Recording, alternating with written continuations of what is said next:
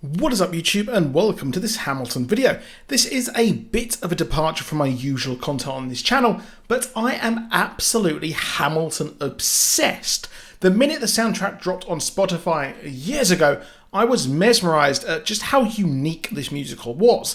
We must remember that this absolutely shook Broadway to its core in a once-in-a-generation moment. I had to wait 2 years from when I bought my tickets to actually see the show in London when it debuted, because that's just how booked up and popular this musical was.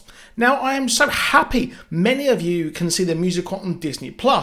Now, I would admit I was a bit disappointed it wasn't going to be a movie adaptation like Les Miserables or Mamma Mia or even Phantom of the Opera. Yes, that is a guilty pleasure movie of mine.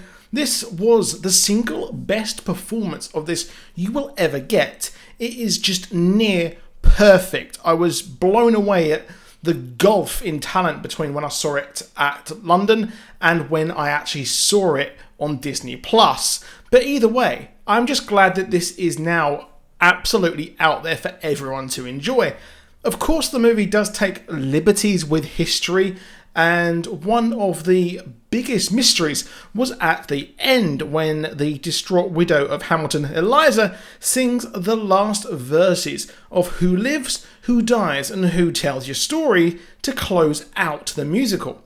The musical is all about legacy, especially obviously in this song. Alexander didn't want to throw away his shot, and helping create the USA was not actually enough for him, as he had to have his hand in all of it. He wanted to shape the creation of America that we have now. Yeah, okay. So his wife constantly said that this is enough. You have done great things, and even when he could actually sit down, enjoy his life, well, he didn't. He still had to protect his legacy in a duel against Andrew Burr, a lifetime rival. Now, funnily enough, throughout the musical, he didn't want to throw away his shot, but in the duel against Andrew Burr, he did throw away his shot.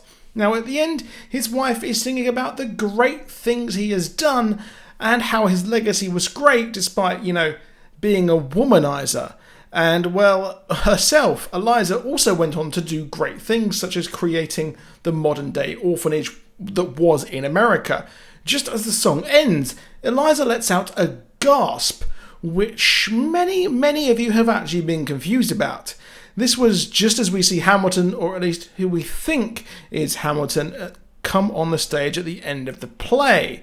He is, of course, a spiritual figure there. This happens and is quite a big trope in many different plays.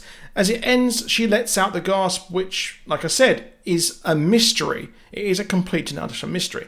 Many presume that she is seeing Alexander, or her son Philip is there as well, and that's who she looks at and gasps as she goes through into heaven. Now, the leading idea, and the idea that I do think is the best one, is that Lin-Manuel Miranda is playing himself in the final moments as a spirit, showing Eliza that she has done enough and her story has been told, and shows the audience who were so willing to pay the money to be there and see the play.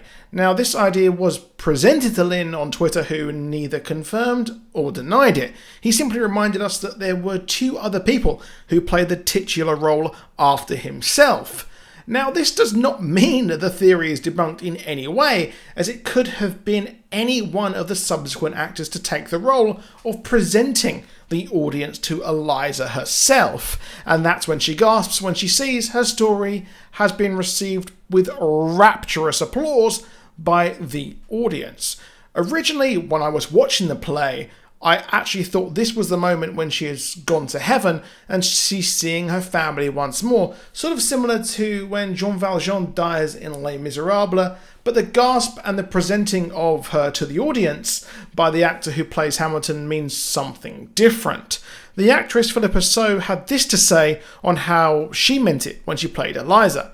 It didn't always exist. The cube always existed. I stepped forward and looked out and lights out. It kind of always changes, and to me, the moment always belongs to all of us in the entire room. It is a culmination of the entire experience that we had just had.